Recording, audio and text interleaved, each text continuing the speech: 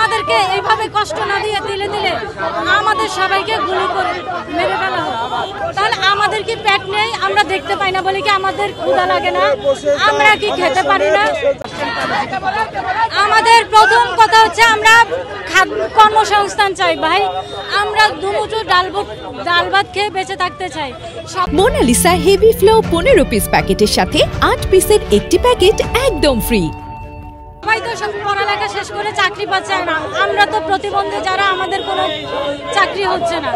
তাই আমরা চাই প্রধান উপদেষ্টা, প্রধান সচিবের নির্বাহী আদেশে যেন আমাদের চাকরি হয়, আমরা সেটাই চাই। আমরা এখানে মারপিট করতে আসিনি, কোনো ঝগড়া করতে আসিনি, মারামারি করতে আসিনি, দেশের বিরুদ্ধে কিছু বলতে আসিনি। শুধু আমরা আমাদের নিজেদের ডাল ভাত খেয়ে বেঁচে থাকার জন্য আসছি।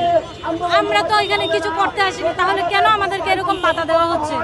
কেন ভাই? সবাই তো সবার অধিকার আদায় করে। প্রতিবন্ধীরা মাঠে নামলে কেন পুলিশ প্রশাসন আমাদেরকে বাধা দিচ্ছে? তাহলে আমাদেরকে এইভাবে কষ্ট না দিয়ে দিলে আমাদের সবাইকে গুলি করে মেরে ফেলা হবে। আমি চট্টগ্রাম ইউনিভার্সিটি থেকে মাস্টার্স কমপ্লিট করেছি বাংলা বিভাগ থেকে।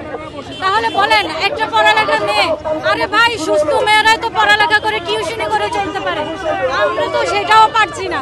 তাহলে আমাদের কি পেট নেই, আমরা দেখতে পাই না বলে কি আমাদের ক্ষুধা লাগে না?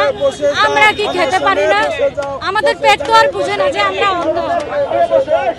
আমরা যে কর্মসংস্থান করতে পারি না, সেটা কি পেট বুঝে, পরিবার বুঝে, সন্তান বুঝে, স্বামী বুঝে, বাবা মা বুঝে, কে বুঝে বলে?